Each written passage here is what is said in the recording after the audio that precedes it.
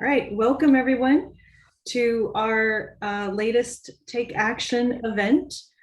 Today we're going to be talking about Out in Tech, and I am very pleased once again to be able to do the welcome message. Get started. Tell you a little story about myself. I grew up in a community where diversity was seen as a problem. Some of you may have heard me talk about my experiences being implicitly taught harmful racial stereotypes and how I've tried my best to overcome the biases that I was taught as a child. As with many conservative religious communities, the intolerance extended to anyone in the LGBTQIA community. So much so that the religion I grew up in canonized heteronormative doctrines in their scriptures.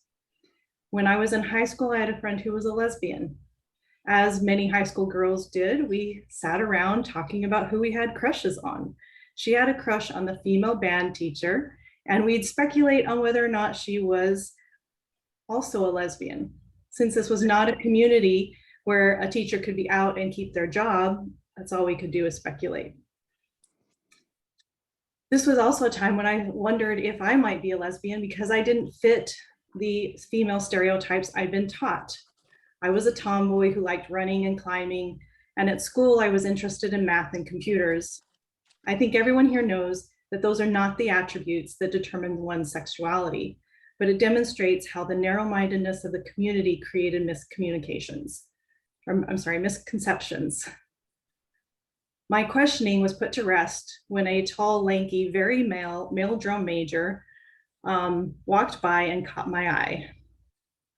I've been fortunate to work with members of the LGBTQIA community over the years, and I've been incredibly grateful to those who are willing to share their experiences with me. They were instrumental in helping me to resolve the misconceptions I was raised with. This was important because I was raised to think of members of the LGBTQIA community as oddities, sinful, perverted, and the list goes on.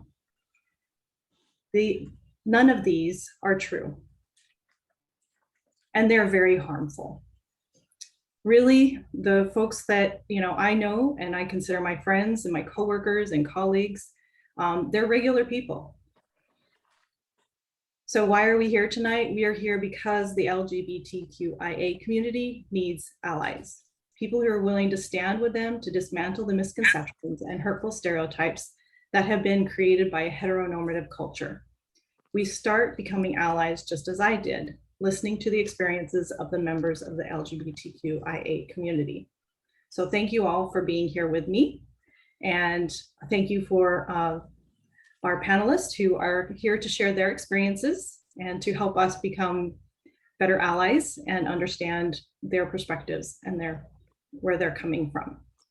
So with that, we do want to thank our sponsor, New Edge, which Kristen is here to represent. So I'll let her take a few minutes to tell us a little bit about New Edge.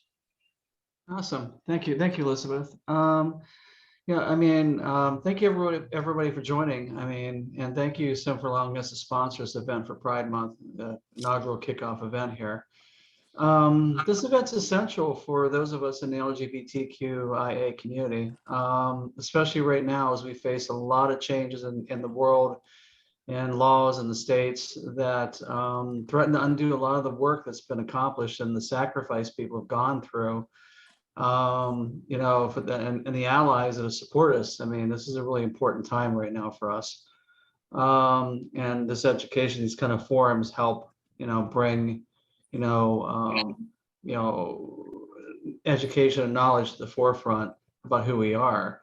At New Edge and Biz Edge, my two companies, diversity inclusion start at the very top of our company.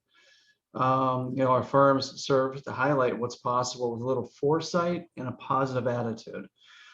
Change, after all, begins with education, thoughtful and respectful dialogue, and being visible and living the ethos so others can value and see the benefits of just what we can do and just ordinariness. At New Edge, we provide business consulting, IT consulting, we do virtual CIO and CTO services, and our clients trust us to help them make some really important cost-effective decisions and provide solutions to improve their businesses.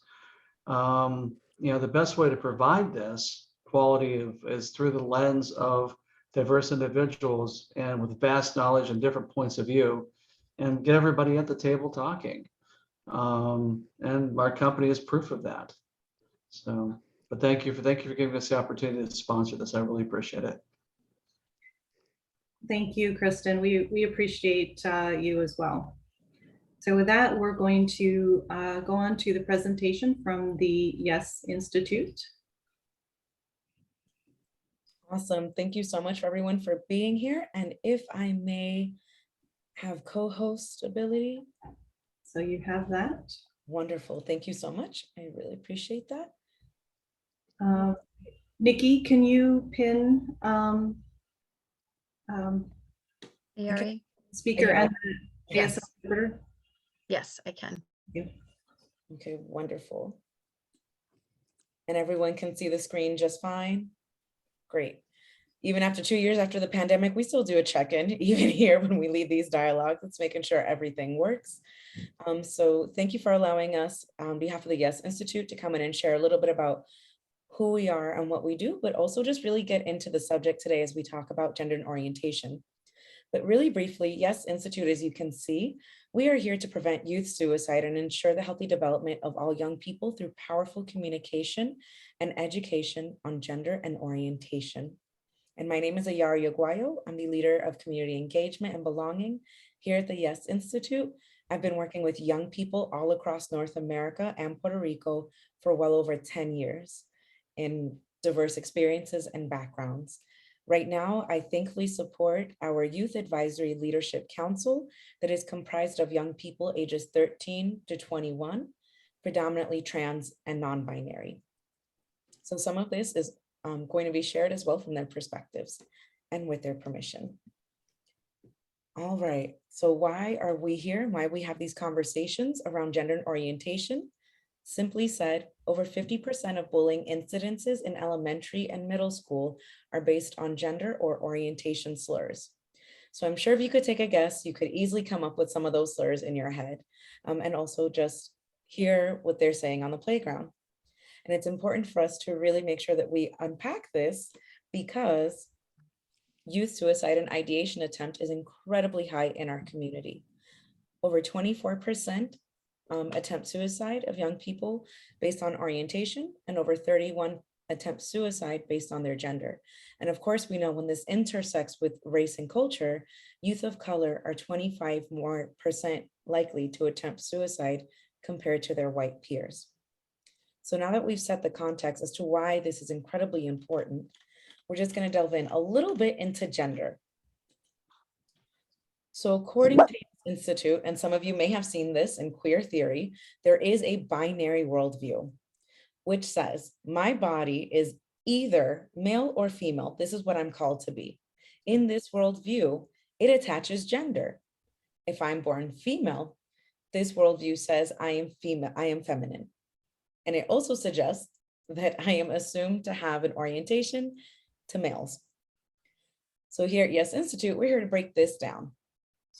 My question for y'all, and please feel free to type this in the chat, what is the very first question that is asked of someone who is pregnant? I see some of y'all smiling because it's really easy. The very first question that we have, let's see if we can see it in the chat or anyone. What is the very first question? How far are you? I wish it was Marilyn. Yes, Michael, is it a boy or a girl? Julie, what are you having? And that is referencing gender, Nikki, boy or girl. So I wanted to ask this question both so that we can really understand why gender is so important and also how it's so pervasive. Something like being pregnant, right? Why would it matter? And this is just for us to think about, why would it matter what the person is having? Gender reveal parties, Kristen, you're jumping so far ahead, but you know where we go with this. Yeah. Why is it so important for folks to understand the gender of the baby? Simply said, and I know we only have a couple of minutes here, it is all about how we relate to one another. If I know what is expected, I know how to relate to you. I know how to treat you. And just like Kristen shared, we have gender reveal parties. Therefore, if you are in either of these boxes, I now know what clothes to buy you, what toys to get you, what items to get. And everything from there is expected.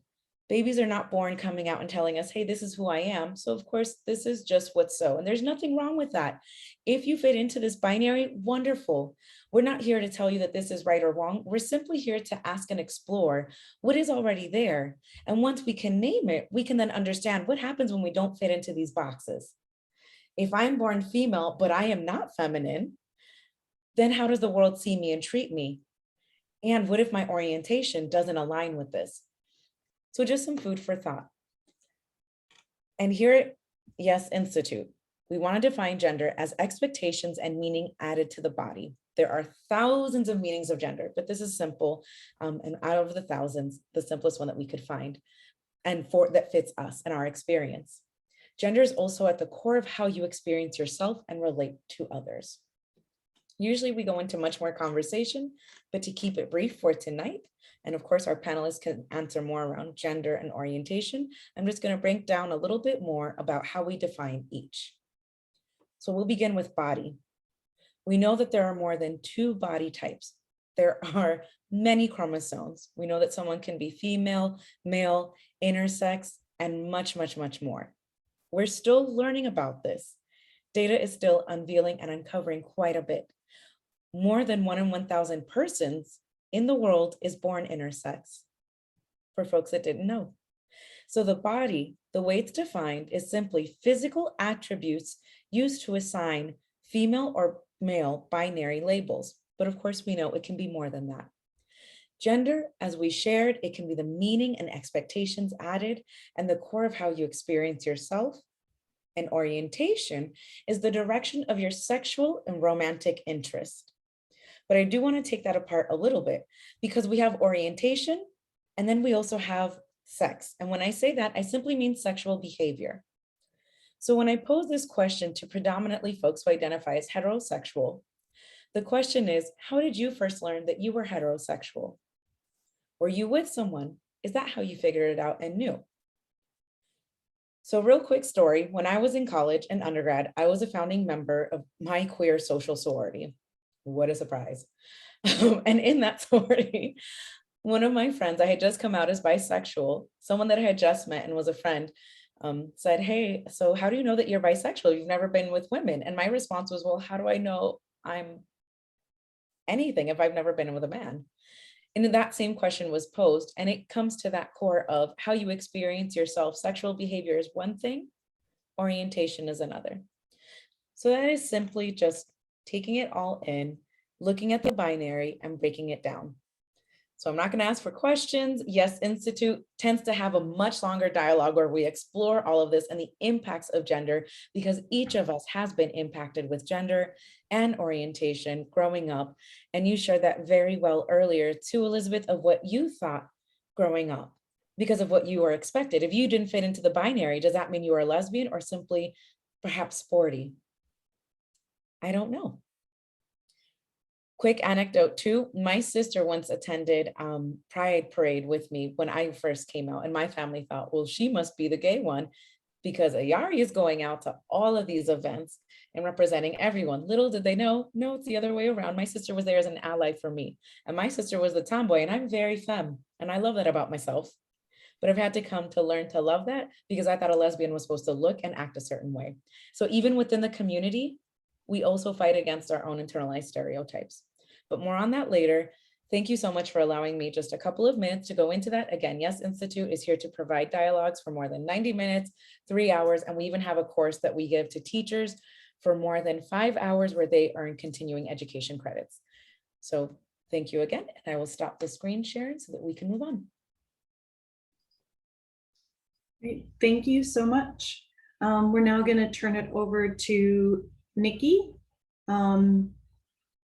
Hang on 1 second. Make sure that our ASL interpreters are pinned.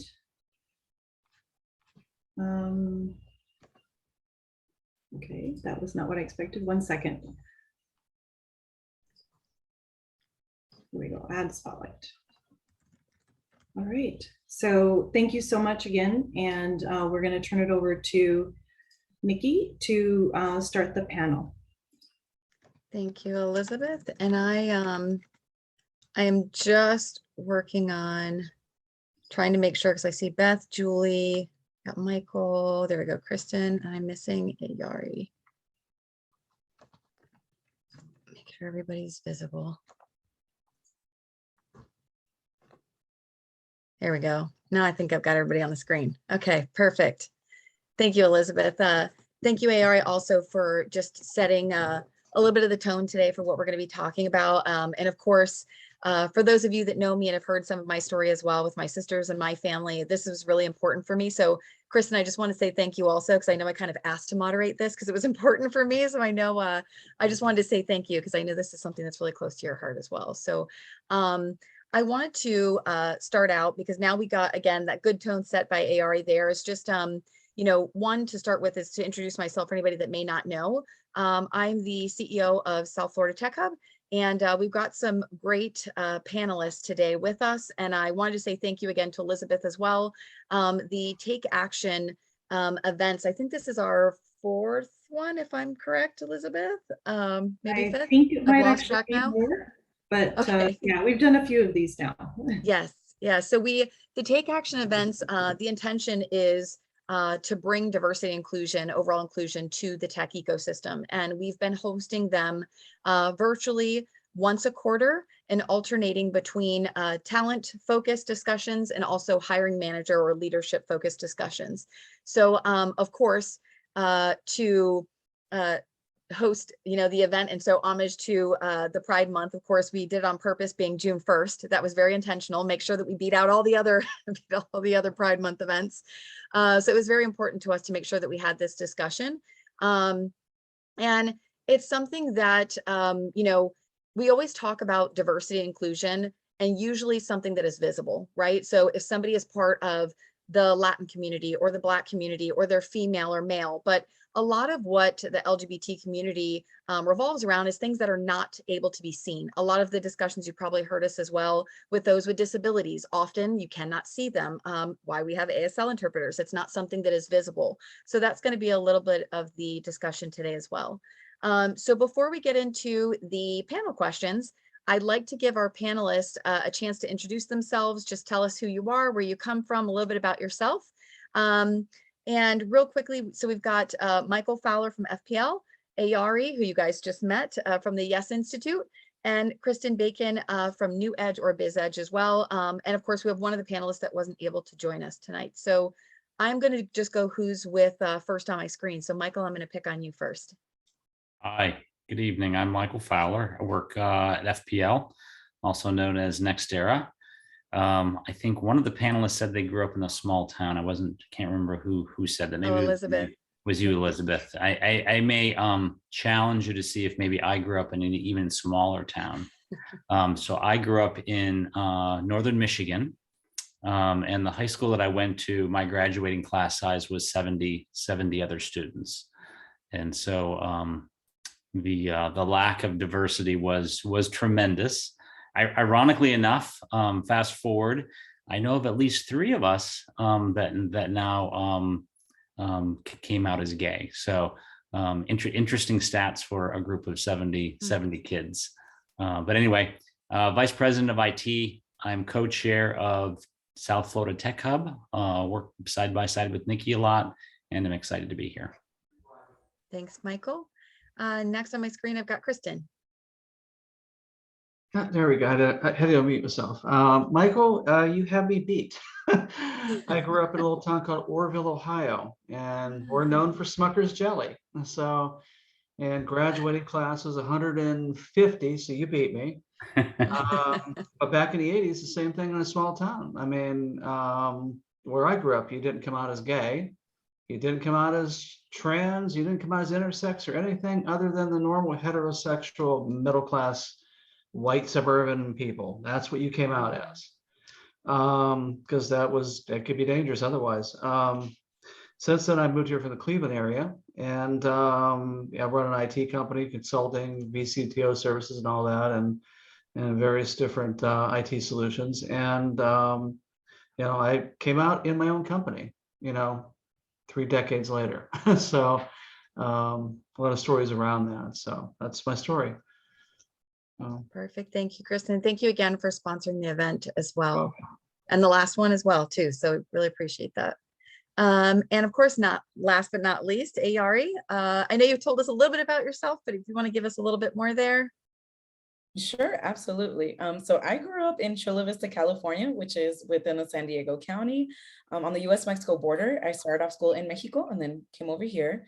So a little bit about me. I'm a daughter of a Marine. My dad, military, left Puerto Rico to come to the mainland, and grew up in a very, very Catholic household, Catholic Latin at that too. In my previous role prior to being at Yes Institute, I was the only openly out queer staff member for over 300 young girls of color. And what that meant is when any of them needed anything around gender orientation, they only had one staff member to go to, me. So I'm able to be here to provide resources and tools so anyone in any position could be a champion for their young person. A little bit more about me. Thank you so much. I appreciate that. And I can definitely understand the sometimes issues of being lesbian in a Latin household too, because I know that was one issue that my sisters had as well. It's can be a very machismo culture and very old fashioned thinking. So yes, I appreciate that as well. So my first question here to get us started, it's a little bit of a long-winded question, so give me a chance here to explain, but so we got a little bit of a base started there, Ayari, with your intro. I wanted to talk about just to kind of set the tone with the word in general of queer, right? So I think a lot of people don't know the understanding behind it. So I wanted to, just kind of say, because depending on who you ask, there's a lot of millions of conflicting meanings behind that word itself, right? So some people look at it as something that they draw strength from. And then others look at it as a very derogatory term and very degrading. So I want to ask the panelists here, and of course, anybody feel free to answer, but can you explain how each of you feel about the word queer in general, and then the significance of making sure, because I've heard many times, is the whole, acronym LGBTQ+, and now there's a lot of additional letters, is what is the significance behind the word queer, and what is the significance of making sure that we don't just umbrella encapsulate everybody under the word queer, the actual importance of each of those acronyms, and making sure that we give those titles to each person in the LGBT community. It's a very interesting first question, and I'll be very untraditional in my response. So my partner and I actually have an ongoing feud about the use of the word, and I freely use it, and I don't think it's derogatory, and I think it allows us to using the word to desensitize people that it's bad. And like I said, it's a big debate in my house, and so sometimes I use it just to cause trouble, and sometimes I use it just to educate. So it really depends on the moment, and I've actually completely desensitized my mother to it, and she'll actually use it for the same reasons, and so she's a tremendous ally. It's an interesting take. Does anybody else want to add to that, Kristen or Ayari? I guess for me, the word queer, I mean, it's almost like an umbrella term, I think. It doesn't really have a classification. I'm different. I'm not your normal society, normal person that other people expect you to be. So but I'm not necessarily in one of the letters. Maybe I'm in all of the letters. Maybe I don't care about the letters. Queer is a good term just to say I'm not that, 90% of the population, so, and I don't have to explain it. Mm-hmm. Yeah. Did you want to add anything there, Ayari? The only thing I'll add is similar to what Michael was sharing about the feud in his household. Depending on who I'm around generationally, I will respect the use of the word, because so many of our older generational folks who first came out queer was used derogatorily. So I don't want to offend anyone, even within our own community, knowing the experiences we've had, knowing the stories we've gone through. So I'm very cautious, and it's out of respect more than anything else. I do believe, for me, it was taught from a socio-political lens. It's more cultural, it's an uprising. So I stand in that for my own meaning as personally. But I also respect those who did not have that option being younger, and even those now who may have been scarred or traumatized by it. That's very real too. I thank you for that answer, AR, because I think you read one of our attendees' minds. He had actually just asked that in a private chat, which, by the way, if anybody listening has questions, please feel free to drop them in chat, because I will do my best to answer them in real time, or to ask them in real time of the panelists.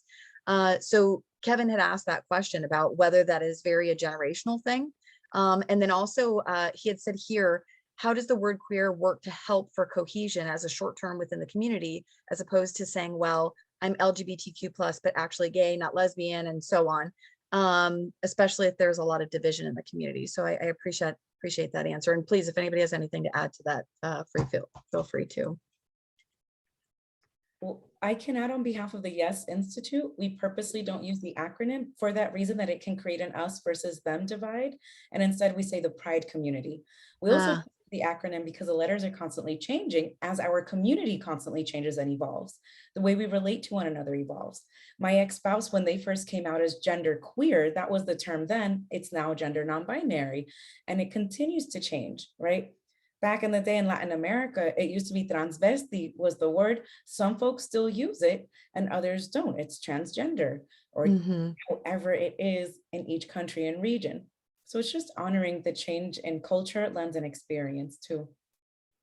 No, that's very good. That's very good. I appreciate that. And I do want to talk a little bit about too, because something, again, with your short presentation there at the beginning, Ari, is a lot of people, I think, don't understand the acronym because they don't understand what each thing stands for, the difference. I think there is a lot of confusion for people on that. And I think for a lot of people that want to be allies and want to address people in the right way, they're doing their best to learn. It is confusing sometimes, especially like you said, a lot of times the acronym is changing. And so I wrote it down when you said Pride community, because I'm like, oh my God, why have I not thought of that before? That is a really good way to address the overall community. But I did want to kind of add to what we're talking about now, and to kind of address something that you had started out with at the beginning, was talking about the difference between sexual orientation and gender identity. So how does somebody that wants to be an ally and wants to address somebody the right way, how does somebody that is a part of the Pride community, what is your suggestion on how to ask somebody? Because again, it's not something that is always visible. We can't look at you and know which part of the acronym or multiple parts of the acronym that you are. So what is the best way to ask somebody that is a part of the LGBT community? Can I flip it around a little bit? Of course you can.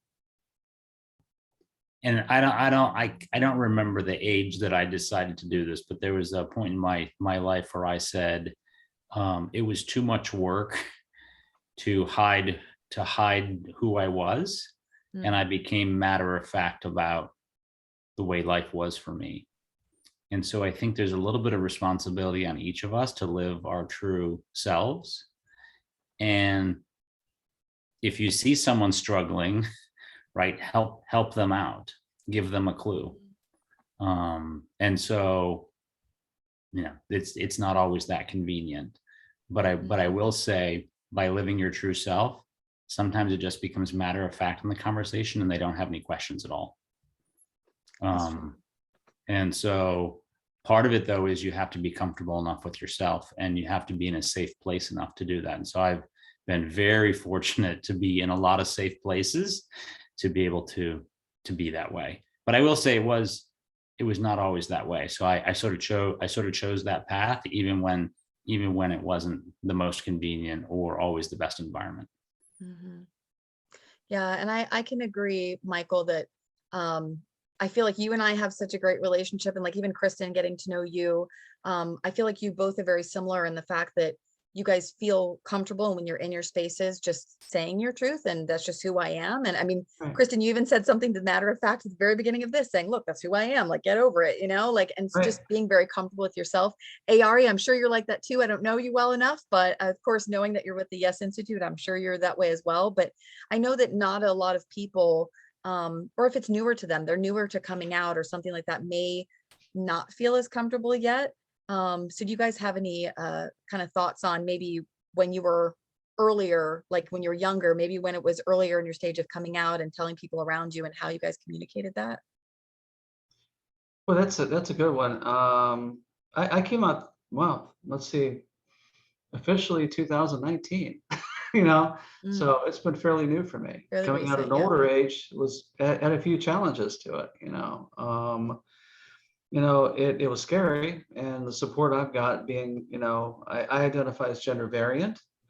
I don't have an acronym for that one, but I identify as gender variant. And if you look at the LGBT, I'm lesbian, I'm gay, I am trans, I am queer, I am intersex. Okay.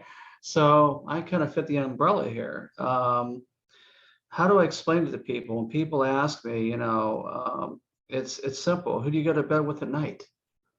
There's your orientation. Who do you wake up as in the morning? That is your gender. Okay. And so have I been treated differently by people? I've been fortunate also. I mean, early on it was rough, but after some time, I got comfortable with who I am and never really faced a lot of major issues. I do get misgendered occasionally, and I just basically will simply, hey, this is who I am, and move on. I don't get angry. I don't get brash with anybody. It's just a fact, and I move on.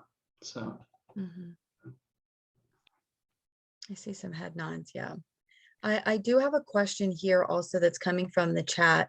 And I don't know if this is a word I'm supposed to know, Laura, or not, because I don't know this word. I'm going to say it and hopefully I pronounce it right. But she says, I spoke with a lesbian coworker recently who stated that aromantic straight people, I don't know if I know that word, aromantic straight people did not belong in the Pride community because aromanticism had nothing to do with sex. She told me I belonged because I was lesbian, but my aromanticism didn't. I was shocked and didn't know what to say. Do any of you have any suggestions for this? She says, I kind of shut down because who wouldn't, being aromantic, and has been just as important to me as lesbian. So I would just love a response to give that if that were to ever happen again.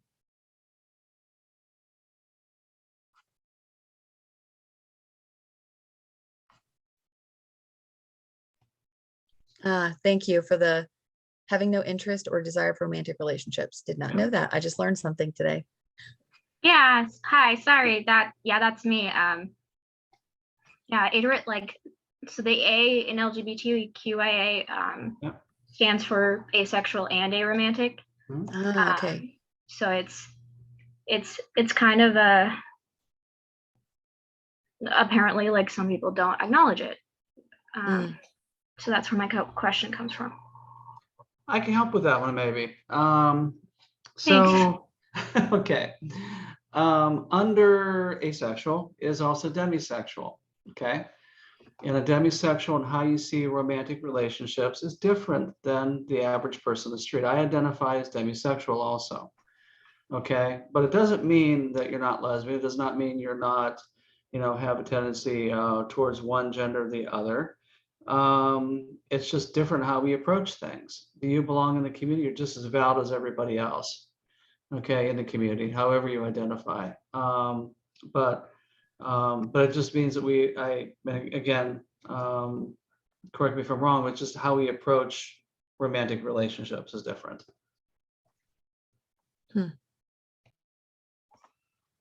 Thank you. That is helpful. It's yeah, it was complicated. I knew she was wrong because she said, well, it has nothing to do with sex, and I'm like, lots of, like, let's not sexualize our community the way that they have been by other people, maybe. Yeah, anyway, thank you. Thank you for asking that question. And that's actually kind of a really good segue into the next question as well, because my next question here was actually if those of you on the panel are comfortable sharing a personal story or some experience where you have felt that you faced discrimination or feelings of being different or alone or misunderstood or mistreated, especially in the tech industry. If anybody is comfortable sharing that, I would love to just hear from your point of view, how that felt. How did you deal with it? Overall, if you could. And Michael, by the way, just said he's transitioning computers, so he'll be back on in a second.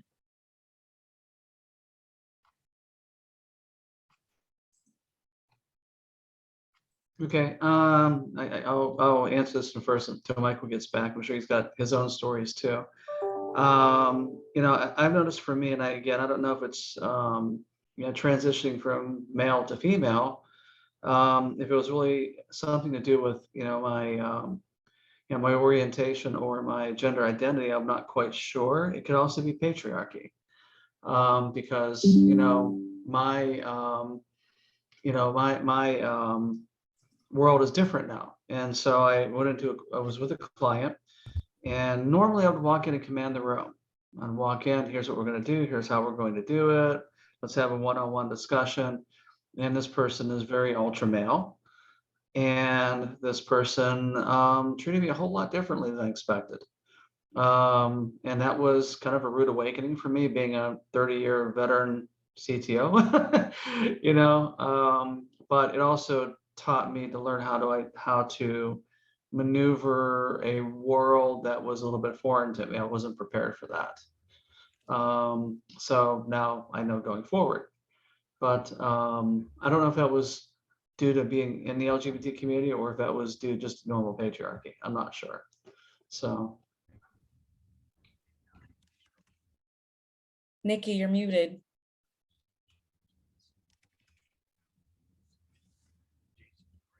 No, you're still muted.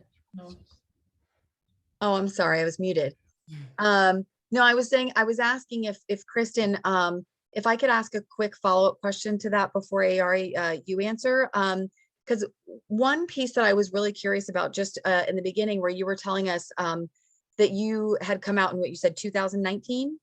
My question is, because a lot of these experiences you're talking about, do you feel like you experienced them prior to coming out, and how did that change after you did, because it was so recent for you? Oh boy, that's a tough one, because I never quite fit in. I never quite fit into a male world ever. Really didn't know why. I started struggling with this probably in 1994. Just didn't fit. And hearing some of the conversations in that world were appalling to me. Many of them were.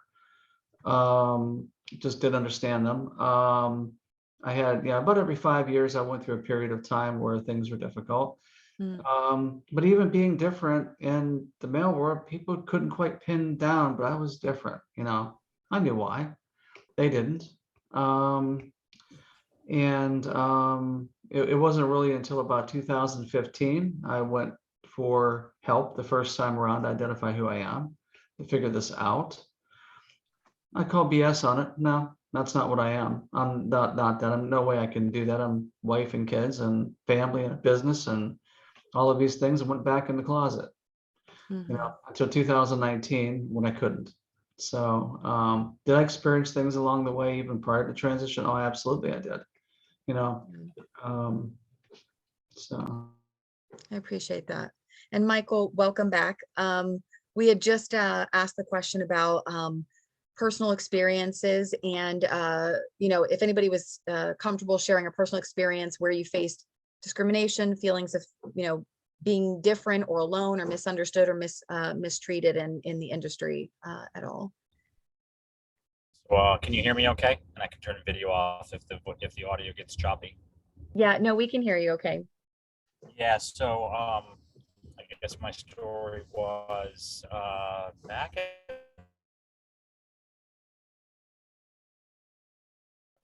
If he's frozen for you guys too. He's frozen. I'm gonna say early 90s. My boss. There we go. How about now? I turned my video off. Does that help? Yeah, yeah, it sounds better That now with help? the video off. Yeah. In the early 90s, I had my boss do a witch hunt with all my coworkers trying to figure out my sexual orientation. Can you still hear me? Yes, we can. So he eventually eliminated my job, but I was a half a step ahead of him. So it became a non-issue for me. And obviously it was a learning point for everyone who was around me to really put a spotlight on the kind of person that he was. And I always reference that because I never let that hold me back. So that was his issue, not mine. You know, I think the smartest thing I did was stay half a step ahead of him. Was that Michael, if you don't mind me asking, was that also similar question as Kristen, before or after you came out? Was that where you were already publicly out and he just didn't know? Or was that like you said, he was going on a witch hunt to try to find out and that it wasn't something that was publicly known? I will say that was before my matter of fact stage. So yes, I was Okay. out, but I wasn't in my matter of fact stage. Okay. So he didn't know. And Right. clearly when he had an issue with it, it was then a cat and mouse game with the people he was asking, because they actually protected me. Oh, that's awesome. Yeah. That's good to hear, because it could have turned out a whole nother way. Yeah. Yes. I'm very fortunate that way. Thank you for sharing that. I'm sorry that you had to go through that as well, but that I'm sure it was a big learning lesson. Ari, did you have anything you wanted to add there? Only on behalf of my ex-spouse and with their consent to share, because I'm just going to be transparent. I have not worked in the tech industry, but they have, and so have some of my closest friends, who some of which are in the gaming industry specifically, and they have plenty of stories. But for my ex-spouse, they wrote about their experience when we used to live in DC. They were invited to go to Silicon Valley out in California for a major conference with thousands of people. I will not give the company name, but it's incredibly well known. When they got there, they were extremely excited to see that there were pronoun buttons on the registration sign-in. So they felt completely seen, right? It was they, them, and there were also a couple of other buttons that would allow you to pick and you could write your own pronoun. So that first day was exciting. They're walking around, folks are asking, and they're just, sharing their pronouns. The next day, though, they ran into folks who said, I'm a unicorn. These are my pronouns. And yeah, exactly. Kristen had, roll the eyes, because absolutely, they felt so disrespected. It was someone who, meaning to the side, as well-meaning and intentioned as it could have been, they completely felt disrespected and unseen at that point. It felt like it was a mockery of gender versus, well, we encompass everyone. And that person tried to say, no, but we're open to everyone's experience. Well, but if that's your experience, that's your experience. My ex had to go out of their way to find gender neutral restrooms, had to go out of their way to also teach folks what a pronoun was and explain. And after a while too, they had to question themselves, do I keep this button on so folks know how to relate to me and address me? Or do I take it off because at this point I'm doing more education and I'm here to receive and learn on the latest on tech rather than, share who I am and become the go-to. So that was a very invalidating experience. They wrote about it. It was shared all over the place. The company they worked for was absolutely amazing in making sure that at least that feedback was given, but then that also was very, very prominently shared all over the place. So that is something that happens. My friends also have stories in terms of the intersectionality between gender, race, and orientation in tech. In gaming. It's something that I just support my young people in saying, okay, how can we make sure you have the support to get through this?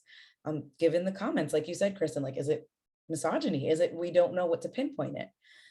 It could be a number of things. So discrimination does continue to happen. Conversations and education is still very much needed in the tech industry. Thank you, Ari. And again, it's terrible to hear, these things that you guys have gone through and the different stories. And, I think the thing is, like you said, you said it perfectly. It's all about education, because the more that these stories are being told, the more the rest of the community is going to hear it and they're going to learn from it and they're going to learn better. And then also it's, you know, pointing out the folks that are maybe not doing what they should be, without having to point fingers. I've always been one that is big about, instead of trying to point fingers, just promoting and pushing out the people that are doing the right thing and elevating their voices. So thank you for sharing that. Oh, and Michael put in the chat, if you don't share your story, we can't change hearts and minds. So thank you, yes, for all sharing your stories.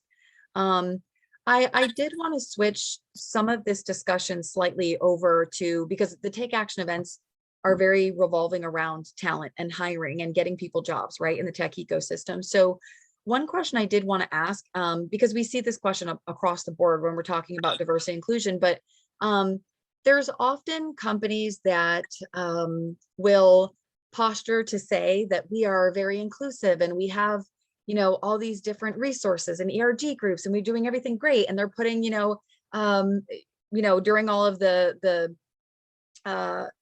Pride Month, they're changing the rainbow colors of their logos, or when, you know, all the rallies and things that were happening, around for the Black community, putting the squares on social media, the Black squares, and doing all these things.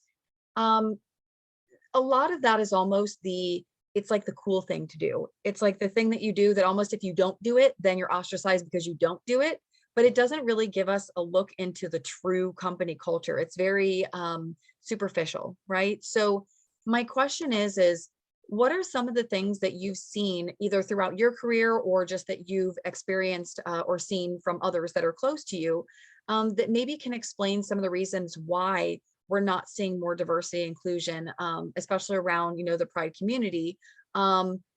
And I don't want to use the word excuses, but just kind of reasons that the hiring managers are giving for not hiring more of our folks that are part of the Pride community. Can you give us some examples of some of these reasonings or pushbacks as to why?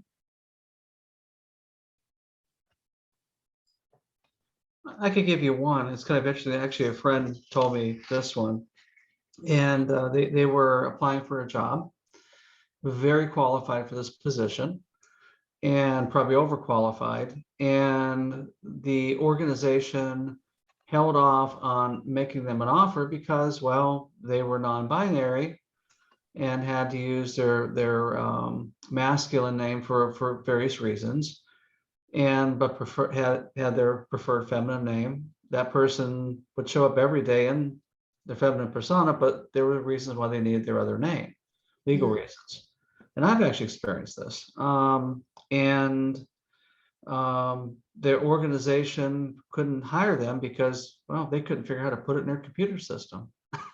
How do we put this in there? We have no idea.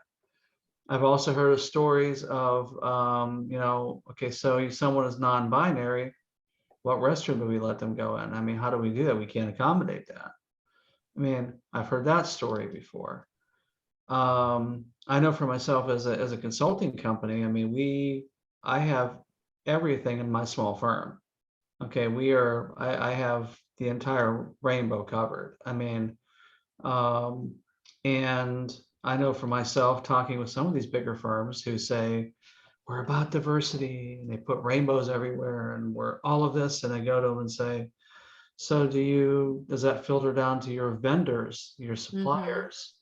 Or, well, no, we don't have that in our program. I'm like, I've got an organization full of very talented people who we want to work, and we're going to grow this organization to more talented people in diversity. Why not help us? And it's like a deer in headlights. It's like, no, sorry, we don't do that. So, but you've got a rainbow flag in front of here, and your website says that, and all of those sort of things. And it's interesting. I mean, and I see it more often than not. So.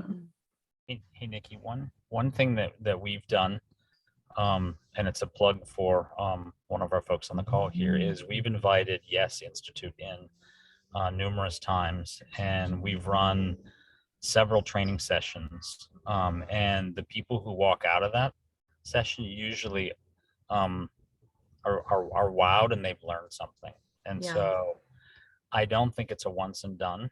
I think it is a long-term commitment to learning more And the more you learn, the more you open up. And so when I see companies that have ERGs, I think it's a step in the right direction. But then it's how do you educate the ERGs to do the right things, like bring in Yes Institute or others like them to continue the education, because I think most people do not get exposed to a lot of this in their normal day-to-day life. Right. And then you have a governor who is trying to stop it, right? And Right. so, and trying to go backward. And so we just have to double down on the education part. Yeah. I think that's the key word of today is education. I'm hearing that over and over. Were you going to say something, Ari? Thank you so much for the plug, Michael. And to piggyback off of that, it really is about those conversations. And Kevin mentioned it earlier in the chat that there isn't enough data and research. Before Mhm. we begin to delve deeply into a subject, especially something that can be incredibly uncomfortable, like gender and orientation, race, unconscious bias, we first ask folks to look at themselves and just understand where they come from and allow them to be without having any kind of mistake and allowing a mistake to also happen. Part of the reason why some of our young people too, at least we're told or denied, we think, has to do with folks either being wary of age or being wary of making mistakes on pronouns. Kristen, you said it best too with the restrooms, and Michael as well, just folks don't know. And if you don't know what you don't know, that's where the education piece comes in, right? Mhm. There's a lot of discrepancy, and that's where we can come in and say, okay, this is what we can do. This is what's available and out there. And we have folks that when we're able to lead, they say, oh, this is what it means to treat one another. It's about human decency and respect. And they really get it. And I think that's part of it, is that there's so much difference and we rely on that. And we think we have to do so much extra and so much more. And we're able to take a step back and look at our humanity a little bit differently. And that allows us to connect and allows that door to be open and say, okay, yes, there are differences and we can still connect, right? Exactly. The restroom. It's, Yeah, exactly. Harry, I did have a question for you though too. Have you noticed, and I've seen this in my journey so far, is that I'm constantly educating people in the pride community. Yes. I mean, within our own community, you know? Yeah. So funny that you should bring that up, because we have two young people that are our leaders. One that is trans F to M openly, and what that means is female to male, and has said that, uses that term. And we have one of our youth leaders that is non-binary. They've had to have a conversation and teach one another because they had no clue. They're like, I don't understand why you couldn't pick him. Why are you so indecisive? That is literally a conversation they've had. Literally. Wow. And our non-binary person says, why are you sticking to a gender? Why aren't you deconstructing this? Wow. And I've dated both in the past in terms of like, it's very fascinating what happens too within the community. My partner, who was trans male, and I'll never forget the conversation, did not understand and could not comprehend non-binary for his life. And it is a conversation of, okay, let's unpack gender and orientation, but it's also beautiful to understand, well, why? Because this is where you grew up and this is how you understand it. So we're having conversations within our own community, and that's just gender. Yeah, there's so much more that we still have to uncover and unpack. Thanks for bringing that point up. It was amazing for me because I was on the board of Trans Can Work in Los Angeles for a while. And, you know, and in California, probably more non-binary than binary, trans, or intersex. So it was kind of an interesting education for me to, you know, because I'm binary, I'm female, for medically and otherwise. But yeah, that was interesting to learn that, you know, and hear from the other, hear different opinions.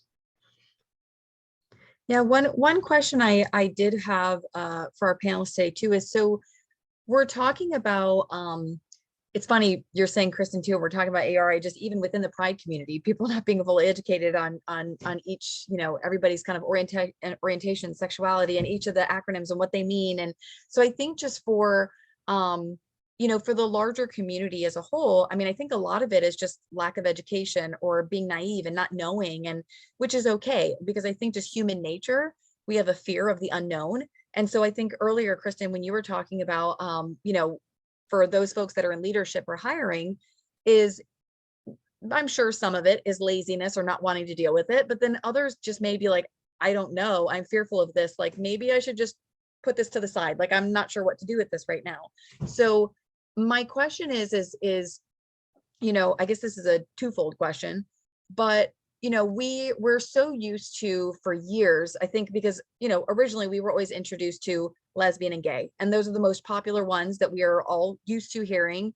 And, you know, I think even for me, and I'm sure for many of us, have heard people say, oh, that's so gay, meaning that's so stupid or that's so dumb, right? And so those derogatory terms, are there other terms like that that maybe you guys could educate us on? Because even I'm genuinely asking this question, I don't know, that people would say that may, you know, put somebody out or make them feel, you know, like they're not being included, or that are derogatory towards other folks within the Pride community. Because we're so used to, again, hearing like that's so gay, but there has to be other terms that we're just not aware of, or maybe that we hear and don't even realize may hurt somebody.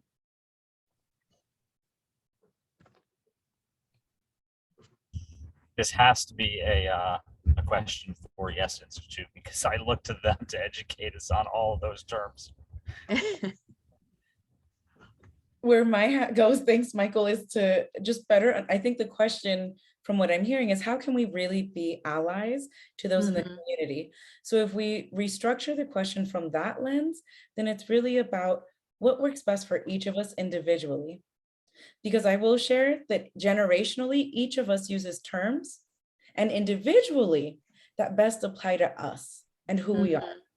I was in DC for a conference on human rights back in the day, and I was very grateful to see that there was a women's group from Chile there, and they called themselves transvestite. They were very proud. They said, this is what happens to us. And I thought, oh my gosh, we can't use that. Why are you using that? And my mentor, I am so glad, was next to me. And she taught me, if I say I am a piece of toast, then you are going to say, okay, piece of toast, how do you want me to relate to you? And I thought it was so odd that she went there, but I understood why. They're very, very proud of being transvestite. That's a term that they embrace and that they've reclaimed. And it's how they use it. I'm like, oh, okay. And I'm within the community. It's exactly that, Kristen. We're still learning about one another. And how can what does this mean? I thought this was derogatory. Okay. And transvesti, in my mind, because of what I hear in Spanish, I think very much derogatory. And that's not the case. And our young people use language and terms that I wouldn't use, but they've embraced it and reclaimed it for themselves. So the best question perhaps is, rather than getting ahead of the curve or the ball, is, okay, did I offend you? And how can I go forward and make that mistake, learn from that mistake and move from it? Last summer, I worked at Camp Aranutic, which is the first camp for trans and non-binary kids. And it had over 300 young people, as young as 7 years old, who are trans or non-binary. I got all kinds of pronouns messed up because there are thousands of pronouns I learned last summer. And so I had to learn really quickly as a cisgender ally, okay, I'm going to make a mistake.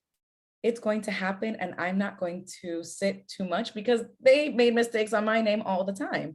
And when people mispronounce my name, it's okay, how can I best say it? Perfect. Ayari, let me try, and we move on. And it's just like that. Okay, it's Fayfem, got it. Fayfem, and I'll just repeat it moving forward. But yeah, there's hundreds, thousands, Michaela, of pronouns, and I'm still learning. We all are every day. And that is something I have to say I do love about the younger generations, is I think they're reclaiming their power in many ways, and not just even talking about the Pride community in all sorts of ways.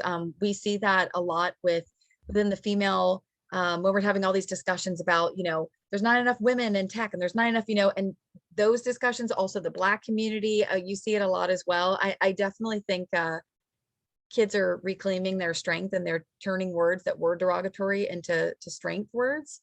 I definitely respect that about the younger generation, for sure. But yes, I saw Michaela's comment in chat as well.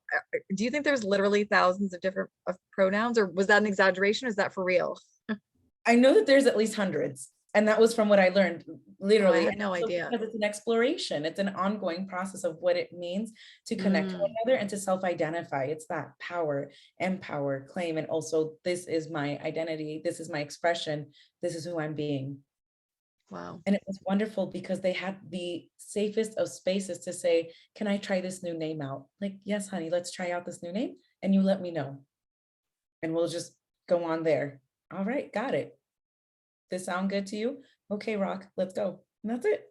That's And Nikki, I fantastic. think some of what we hear tonight or learn tonight about the people who are on the call, a lot of this can be expanded even beyond this group. Mhm. And as a leader with, probably 300 people on my team, they all have different affinities, no matter which community they come from. And Yes. if you can take this and expand this to supporting each and every person, right? I think the world is a better place. And I think that that's part of the growth that I've done as a leader is take what I know had been my life experiences and said these people with whatever affinity they have, they may have had similar, and how can you support them? So I Right. think it goes well beyond even just the acronyms we've used here tonight. Yeah. Agreed. Agreed. I have a couple more questions here, and I want to leave at least the last 10 minutes in my portion just to have open Q&A, and then we have some closing remarks from the diversity chair as well. But one thing I wanted to ask, again, talking about hiring and talent and working within the tech ecosystem, I think one we've figured out tonight is that we all need to call the Yes Institute.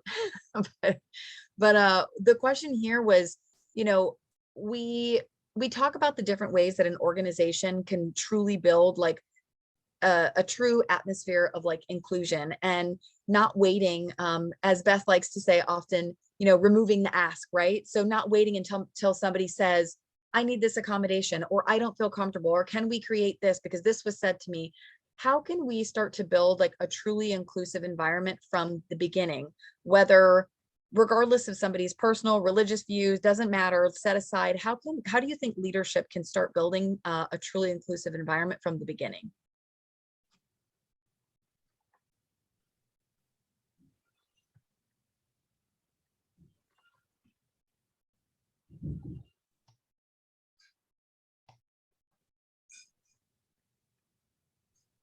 Say that last part one last time. It broke up a little bit. Oh, sorry, Michael. So I was just saying that how can companies, instead of waiting for the ask or for the accommodation or until something happens where somebody says, I don't feel comfortable, or this made me feel one way or another, how do you think that leadership in a company can start to build a truly inclusive environment from the very beginning, or starting today? What are some of those steps that a company can do? I'll give you at least, the journey we went on at FBL, and that was there was a small group of people who identified as LGBT, right? And this was many moons ago, right? Got together for lunch, right? And they talked about what was important to them and started a dialogue with HR, which turned into, fast forward a decade, right? The birth of ERGs and one for us. And so sometimes it's incumbent upon us to figure out how to self-organize in a professional way inside of a corporation. Mm-hmm. Some corporations are contemporary enough that they're doing it on their own, but if they don't exist, I think it's okay to start your own, and it's okay to start that dialogue. And I think there are probably lots and lots and lots of toolkits online for how to do that. I know back many moons ago, HRC had a workplace toolkit where they at least had a playbook for how people might go about forming what we now know as ERGs. Mm-hmm. But I'm sure those resources exist. And so I would just encourage folks on here, if one doesn't exist for your company, what's stopping you from figuring it out? Mm-hmm. I'd love the other perspectives though, because certainly my path is probably not the normal path for many folks.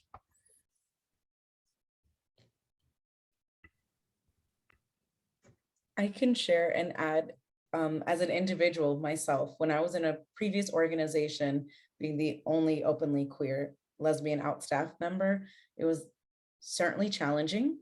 given the comments that were said or just the misconceptions. Going into the Yes Institute, I did notice an incredible shift. And I believe that that shift happened simply because of the way everyone was being with one another. The way the structure is set up is in a way that it allows us to make mistakes and to hold ourselves responsible and each other accountable. So when you leave that space for open dialogue, even amongst each other as coworkers to learn, that right there takes the pressure off, but it also allows us to learn from one another. And when I say pressure, I think that sometimes everyone too, we also do the opposite of walking on eggshells and try too hard versus just being. I Right. love our supervisor. I love the way he can come into a space, but I have given 360 coaching because that's the way it's set up to say, hey, instead of trying so hard and always asking, did I get your name correct? Just go ahead and try and go for it and do it. You know, he's looking at interacting with folks in a different lens, and it's more Mhm. race and cultural competency. So I can give him that feedback and say, yo, let's just try a little bit less. We're trying a little too hard. And that's okay too. Mhm. So how can we continue to stand forward? I will say that for me, that has been the biggest lesson in authenticity and creating a space of belonging is allowing mistakes, because cancel culture is a big part of what is happening with folks. And I see that in our younger generation, that they're scared to try. We were asked to facilitate a dialogue at a Montessori school in Oregon. And it was the complete opposite of what I'm used to here in Florida. It was a very liberal school, and it was quite the opposite in terms of they wanted to make sure everything was correct. Give me the correct words, the correct terminology, the correct this and that. I can't give you a playbook. It changes Mhm. just like culture, just like identity. And even within my own family, I may identify as Latina. My brother may identify as Hispanic. You know, each of us have different ways of just identifying, like Michael was saying, in our affinity groups and our experiences. So then how can we Yeah. just stand for one another and be who we are authentically and wholly, Mhm. wholeheartedly? Before we I started love that. before we started recording, I was asking Beth of how to support someone in my team, and she gave me the very obvious response, which was funny because she said, "Just ask," and it was Yeah. like, "That's so obvious. Just ask." Yeah. And sometimes we forget that we can just ask. How Mhm. how can I support you? So if you don't know how someone needs to be supported, just ask them. How can I support you? I think it's a really good point because it's funny you say that, Michael, because I caught that too, her response. And I think it's, to your point too, AR, is that you do have folks that really care and do want to get it right, but it's almost to the point they are so worried about not getting it right and so worried about offending somebody in their effort to try that they'd either just rather not try or, and I think it's one of those things that it's because there is a human at the end of that has feelings and it's a human being and we're worried about upsetting them, that sometimes we think too much about it instead of what we normally would have in our life. Like you're saying, Michael, it's just like, oh yeah, just ask. But sometimes we don't think that easily just because we're worried about the emotions of the person on the other end. But it was funny because I caught that too. Her answer was like, just ask her. But I think that was really, really poignant what you were saying, Ari, is just being okay making those mistakes and that it's okay to fail in the process of learning.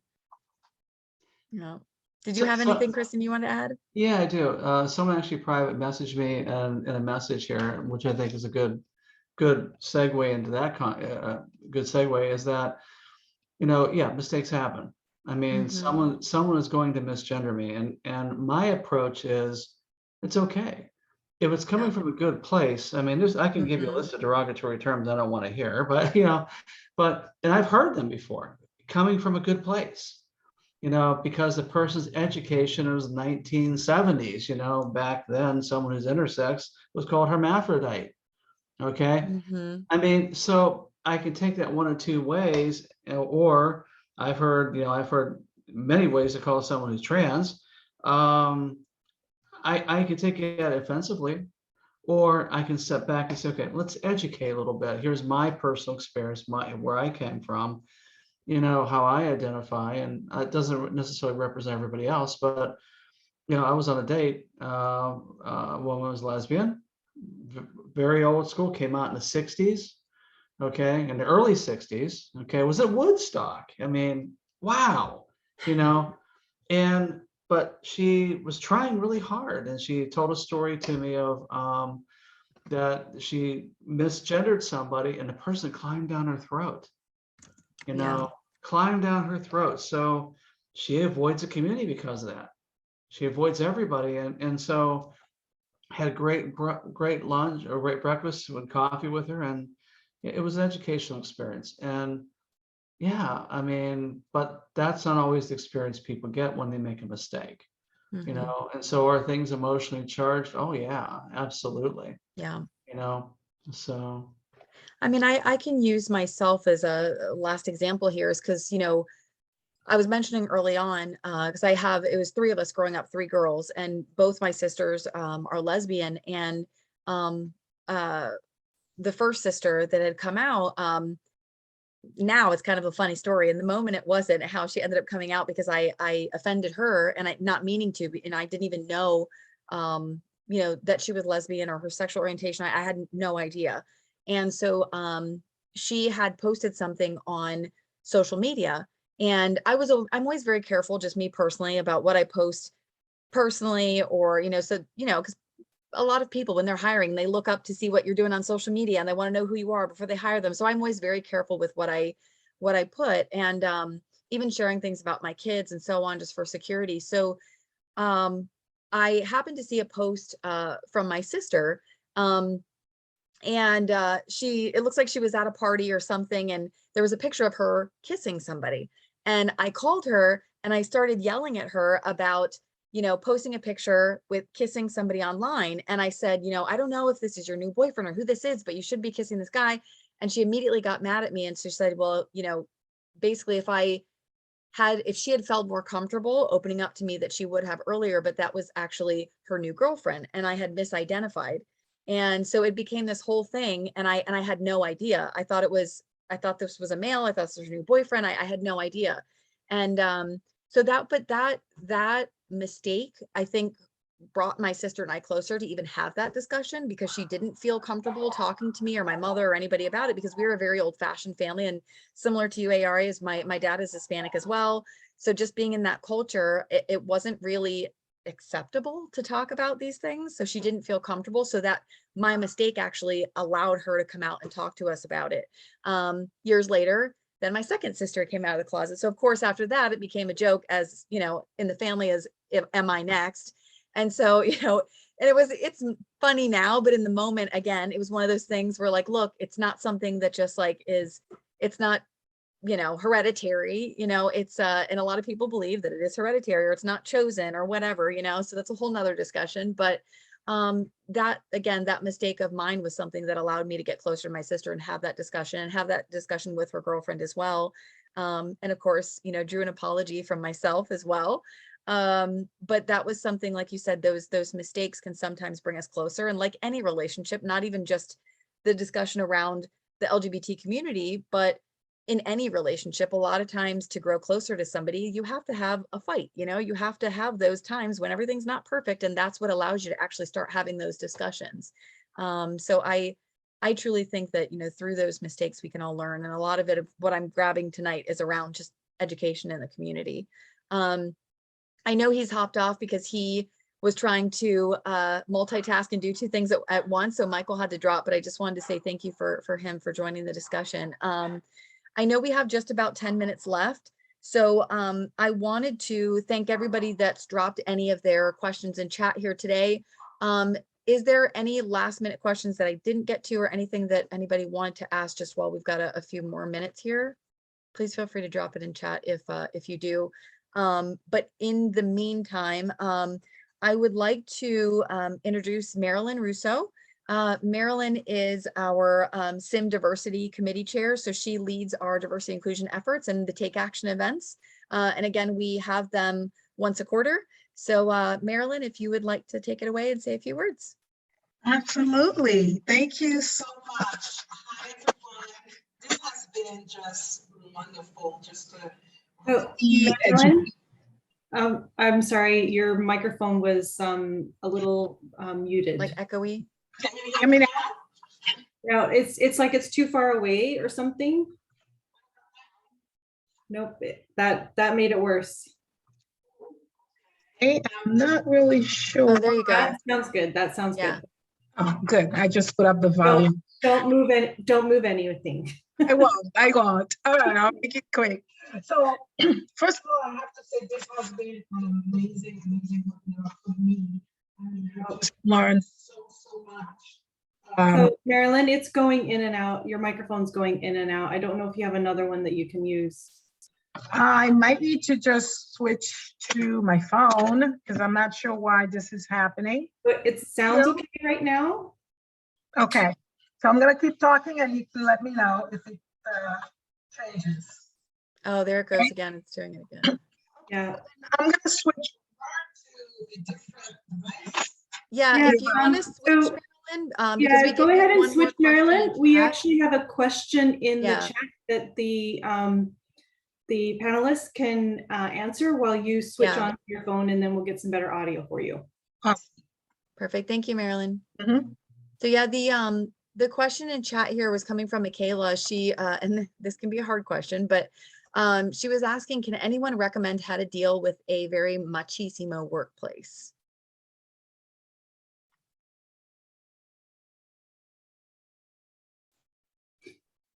I can begin, and I'm kind of laughing a little because our team is going to be leading a conversation with Sony Music Records in 2 weeks on machismo. And exactly that. Okay. So funny that you should ask, because it's more so in the music industry, right? But they also secretly ask, they're like, while it's in the music industry, we're secretly doing this so that folks can understand that they're doing this to each other and that we're feeling it. And it was 5 women, all Latina, who came on and said, please help us. And what we also uncovered too for them was the way that machismo unveils itself, not just from or men, but how it works too from one another, and how we can also cultivate that without knowing. So part of it is unpacking gender and gender impact. If it's something, of course, I will start before that with this. If it is something that is harmful, please go to your HR department first and foremost. Hopefully you have that. If you don't, please know that there are agencies externally that do take in, especially when it comes to sexual harassment or anything of the sort. Please take that seriously, and you can report it. So that's first. When it comes to more one-on-one conversations, then that is something that should be handled as well, supervisors and whatnot. But for us, we also unpack it in terms of how it shows up, especially on an unconscious way and level. We can do it to one another. I used to work in a predominantly completely women nonprofit and workspace, and we would do it to one another all the time without knowing it. And I say it a little jolted because I wasn't expecting it at all. And it's more so in how we treat each other in our appearance and our attire. It's almost becomes a who is more bold, and we start to value the masculine traits more than we do the feminine. So it's recognizing, how am I treating the more traditional feminine traits in this space? Am I honoring those who are more nurturing, who have more empathy? I mentioned earlier for myself, I went through my own journey to embrace myself as a femme, because for the longest I looked down on it. If I myself looked down on it, how was I treating others? Because I was taught to value masculinity over femininity. And that's what appears and shows up in the workplace, is a heaviness on masculinity. And that's ultimately what's tied to machismo. So we can continue to unpack that, but once we can unpack that, then we can begin the deeper dialogues. We do that on behalf of Yes Institute, so feel free to invite us into the workspace, but as well, please take it seriously, report it. That is my other 2 cents in there. That is, I guess, on behalf of Yes and my personal response on machismo in the workplace. I think that's great advice. Marilyn, you're back with us?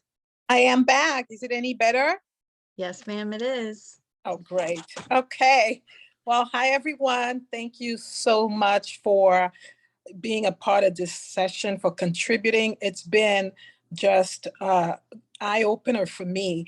You know, I grew up in a very conservative household, like a few of you have said. I'm originally from the island of Haiti, where back in the days when I grew up, this was a very taboo subject. It was either one or another or the other, you know, male, female, and there were never any discussions, you know, about anything other than that.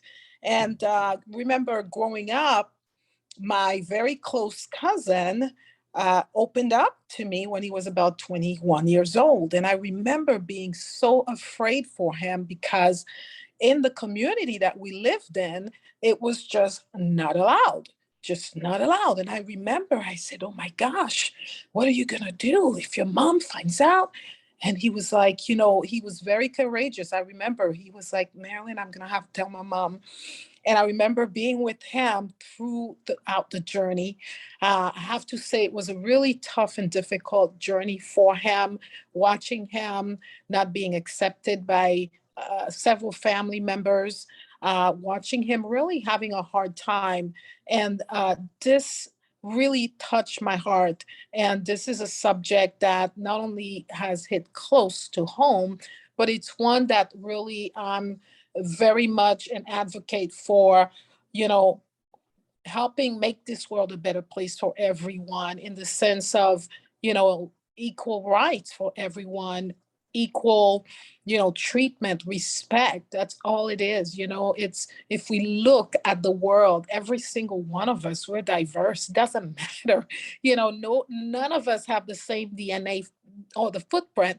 So in that sense, and I love the fact that we talk about education because that's really what it's about.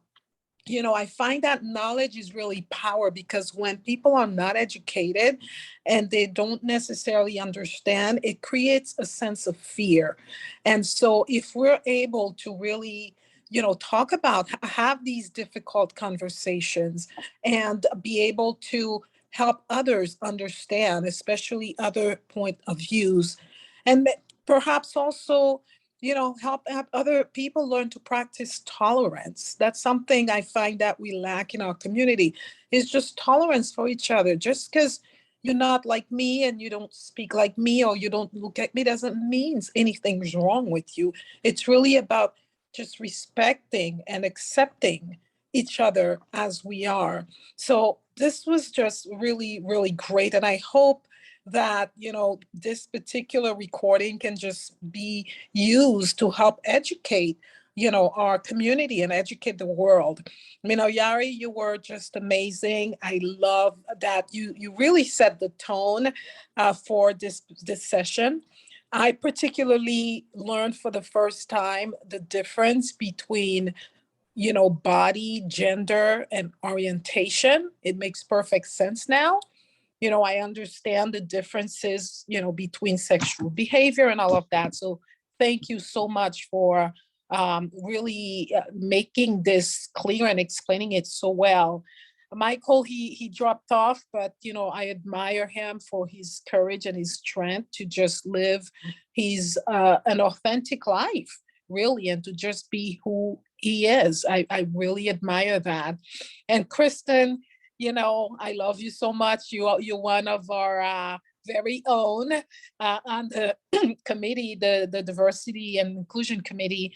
And I've always also had so much admiration for you also going to what, you know, I know a little bit about your story and just deciding again, just like Michael, to just be your authentic self. I mean, there's really no one, you know, I love this quote that says, be yourself, everybody else is taken, you know, and that's the best we could do. And it takes a lot, you know, to do that. And when I see someone just, you know, overcoming the odds and just saying, hey, this is who I am, whether you like it or not, I'm going to be who I am. That's really something that's huge. And again, I have lots of admiration for you. So, you know, a big takeaway for me from this entire thing was when Michael said, you know, if we see someone struggling and, you know, just help them out, just simply say, how can I help? It sounds really simple because I think a lot of times we want to help, we just don't know how or what to say. So this has really broken it down for me and just say, hey, how can I help? And one thing also that I find that helps a lot is just a lot, creating that comfortable space for others to be who they are, in the way the words we use, the gestures, just kind of, letting our guards down. Because when we do that, we give other people permission to do the same. So I loved it. I felt like, we need more of these types of conversations. And I really hope this is the beginning of many more of these conversations. Let's just, keep the momentum and invite other people to be a part of it. I really, just have a lot of respect for all the work that's being done in the Pride community, and all of us who are not in the Pride community but want to support, because we believe in true diversity and inclusion. So I want to take the opportunity and thank everyone for coming out tonight, particularly our sponsor, Kristen. Thank you for making it happen. Our panelists, Yari, you just were really amazing. Kristen, again, Michael, it was just great to listen to you, to have, you share your stories with us. And also our committee members, thank you so much for contributing to this session. Nikki, you were just amazing. You did a great job. Elizabeth, thank you. Beth, all of you, I want to thank you for contributing to this session and being a part of this movement. Thank you so much, Marilyn. Are you sure you weren't a preacher in another life? I felt that. Yes, thank you. And again, I know he's not here either, but I wanted to give a shout out to Michael, because Michael was actually the one that even introduced me to Yes Institute a couple of years ago. And you guys, AR at Yes Institute have supported a couple of things that we've done. So I was happy to make the introduction to Sim, and thank you, Elizabeth, for allowing them to be a part of this as well. Of course. All right. So I did notice that Kevin, you posted another question. I don't know if we have time for one more question, or if we want to just have Kevin reach out to the panelists separately. Whatever's easiest. I'm sorry for sending it late. See, I'm trying to find the question here. So I can just summarize, just kind of asking, there are people who are very much against the Pride community. And so he's mostly asking, like, at what point do we, are we unforgiving? And or what point do we forgive mistakes? And then at what point are we unforgiving of the mistakes? And I think it, my opinion is, you can usually tell when someone's made an honest mistake and they had the best intentions, and when somebody is just being a jerk. So I don't know if anyone else has any other thoughts on that. Yeah, I mean, I can personally say for me, is I agree with you, Elizabeth, is I personally have dealt with a few times where we've one particular leader in our ecosystem would not use the right pronouns because he does not believe in it. And so he was asked directly in front of other people, please use this pronoun, and he would not do it.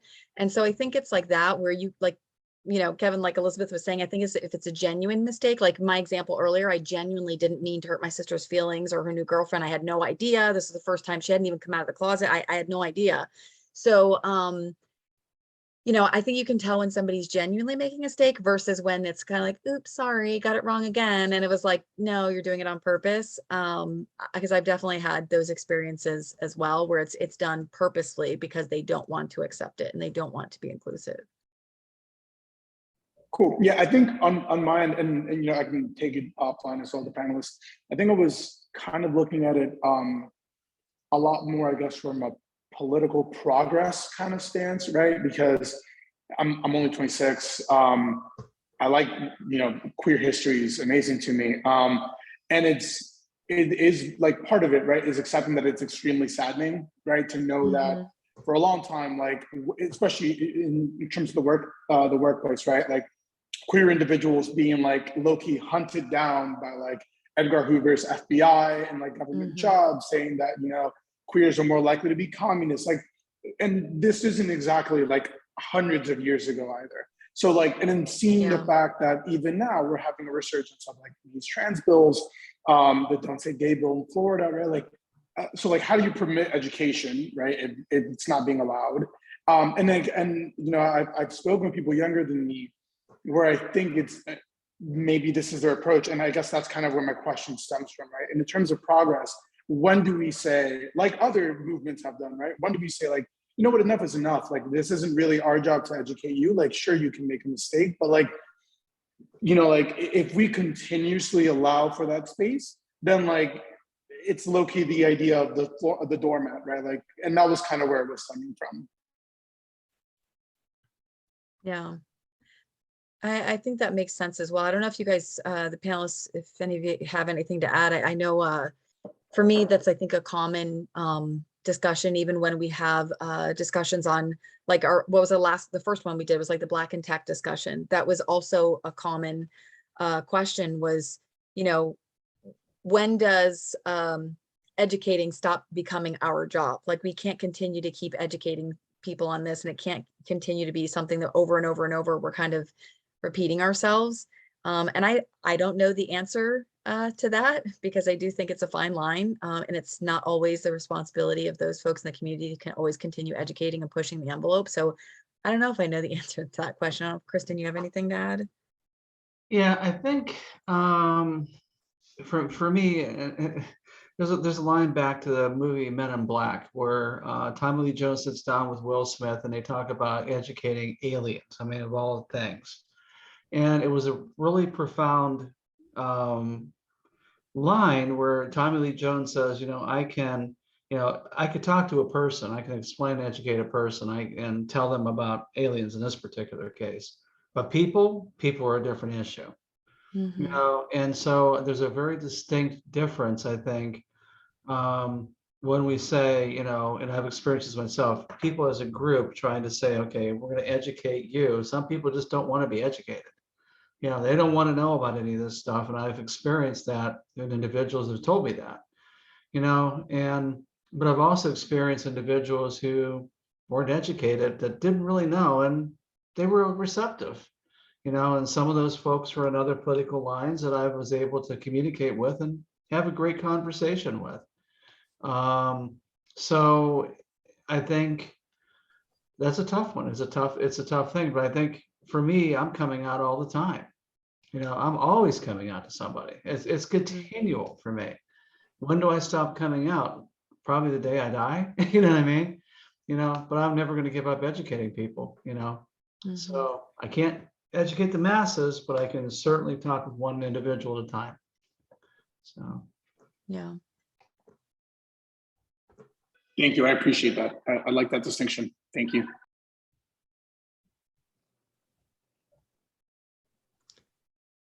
So Elizabeth, do you have any last parting words? No, I think Marilyn did a great job closing us Agreed. out. Thank you all for attending. We are so grateful for your participation, and thank you for also spending a few extra minutes with us to answer that final question. And we'll see you all next time we do another event. Perfect. Thank you, everybody. You had those emojis ready, all right? Thanks, you. everybody. Have a good night. Bye. Bye.